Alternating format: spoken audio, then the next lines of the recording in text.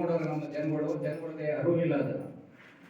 ಇದನ್ನ ಆದಷ್ಟು ಮೇಡಮ್ ನೀವೇನ್ ಮಾಡಿ ಅಂದ್ರೆ ಇಲ್ಲಿ ಸಂಬಂಧಪಟ್ಟವ್ರಿಗೆ ನಮ್ಮ ತಾಲೂಕು ಅಧ್ಯಕ್ಷರವರು ಇಲ್ಲಿ ಏನ್ ಕರ್ಕೊ ಬರ್ತಾರೆ ಅವ್ರಿಗೆ ನೀವು ರಾಜಕಾರಣ ಒತ್ತಡ ಒಂದ್ ಸೈಡ್ ಇಡಿ, ನಮ್ಮ ಸಂಘಟನೆಗಳ ಕಡೆಯಿಂದ ಕರ್ಕೊ ಬಂದವ್ರಿಗೆ ಒಂದ್ ಸ್ವಲ್ಪ ಗ್ರಾಮದಲ್ಲಿ ಏನು ಈಗ ಈ ಸೊತ್ತುಗಳು ಏನ್ ಮಾಡ್ತಾ ಇದ್ದೀವಿ ಅದು ಆದಷ್ಟು ಬೇಗ, ಯಾಕಂದ್ರೆ ರೆಕಾರ್ಡ್ಸ್ ಇರಲಿ ಇಲ್ಲದೆ ಹೋಗ್ಲಿ, ನೀವು ಅದನ್ನ ಕಟ್ಕೊಡೋದ್ರೆ ಅದನ್ನ ನೀವೇ ಹೋಗಿ ಚೆಕ್ ಮಾಡಿ ಗ್ರಾಮದಲ್ಲಿ ಕೇಳ್ಕೊಂಡು ಅವ್ರಿಗೆ ಏನದೇ ಮೂಲಭೂತ ಸೌಕರ್ಯಗಳನ್ನ ನೀವು ಒದಗಿಸಂತ ಕೆಲಸ ನೀವು ಪಂಚಾಯತಿ ಇಲಾಖೆಯಿಂದ ಮಾಡ್ಬೇಕು ಅಂದ್ಬಿಟ್ಟು ತಮ್ಮಲ್ಲಿ ವಿಶೇಷವಾಗಿ ಹೇಳ್ಬೋದಾ ಇದ್ದೀನಿ. ಆದ್ರೆ ಇನ್ನು ನಮ್ಮ ರೈತರಿಗೆ ಸಂಬಂಧಪಟ್ಟಂಗೆ ಏನು ಕೃಷಿ ಇಲಾಖೆ ಅಧಿಕಾರಿಗಳು ಏನು ಸರ್ ಸರ್ಕಾರ ಮಟ್ಟದಲ್ಲಿ ಬೆಂಗಳೂರಿಗೆಲ್ಲ ಮೀಟಿಂಗ್ ಹೋಗಿದ್ದೆ ನಾವು, KD ಅವರು JD ಅವ್ರಿಗೆ ಹೋಗ್ಬಿಟ್ಟು ಸಬ್ಸಿಡಿ ರೂಪದಲ್ಲಿ ರೈತರಿಗೆ ಅನುಕೂಲ ಆಗೋ ರೀತಿಯಲ್ಲಿ ಒಂದು ಲೋನ್ ಮಾಡ್ಕೊಡಿ ಅಂತ.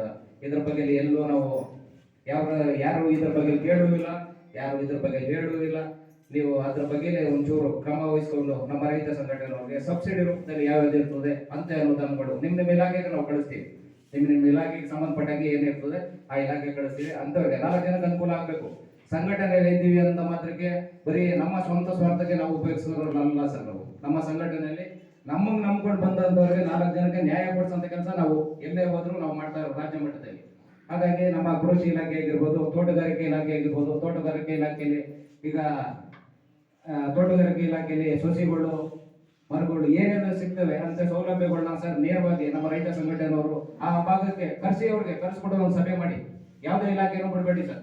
ಆ ತಾಲೂಕುಗಳಲ್ಲಿ ಆ ಹೋಬಳಿಗಳಲ್ಲಿ ಏನು ಸಂಬಂಧಪಟ್ಟಿರ್ತಾರೆ ಫಸ್ಟ್ ಪಂಚಾಯತಿಗಳಿಂದ ಸ್ಟಾರ್ಟ್ ಮಾಡ್ಕೊಳ್ಳಿ ಸರ್. ಪಂಚಾಯತಿಗಳಿಂದ ಒಂದು ಗ್ರಾಮಕ್ಕೆ ಕರೆಸಿ, ಪಂಚಾಯತಿಗೆ ಯಾರು ಅಧಿಕಾರಿಗಳು ಕರ್ಗಿ, PDO ಆಗಿರ್ಬೋದು, ಇನ್ನು ಅವರು ಅದೇ ಅವರೇ ಬೇಡ, ಯಾರು ರಾಜಕೀಯ ಸಮಸ್ಯೆನೇ ಬೇಡ, ಗೌರ್ಮೆಂಟ್ ಸಂಬಂಧಪಟ್ಟ ಅಧಿಕಾರಿಗಳಿಗೆ ಕರೆಸಿ ಗ್ರಾಮದಲ್ಲಿ ಸಭೆ ಮಾಡಿಸಿ, ಈ ಗ್ರಾಮದಲ್ಲಿ ಸಮಸ್ಯೆ ಇದೆ, ಇಲ್ಲಿ ನೀರಿನ ಸಮಸ್ಯೆಗಳಿರ್ಬೇಕು, ಈ ಮನೆಗಳ ಸಮಸ್ಯೆ ಏನೇ ಇದ್ರು ಫಸ್ಟ್ ಪಂಚಾಯತಿಗಳಿಂದ ಕೆಲಸ ಮಾಡ್ಬೇಕು ಅಂದ್ಬಿಟ್ಟು ತಮ್ಮಲ್ಲಿ ವಿಶೇಷವಾಗಿ ಹೇಳ್ಕೊತಾ ಇದ್ದೀನಿ. ಇನ್ನು ಮುಂದೆ ತುಂಬಾ ಹೇಳ್ಕೊಳ್ಳೋದು ತುಂಬಾ ಇದೆ, ಆದ್ರೆ ತಿಳಿಸೋದಿದೆ, ಆದ್ರೆ ಸಮಯದ ಅಭಾವ ಇರೋದ್ರಿಂದ ನಾನು 2 ಮಾತನ್ನು ಮುಗಿಸ್ತಾ ಇದ್ದೀನಿ. ಜೈ ಹಿಂದ್, ಜೈ ಕರ್ನಾಟಕ.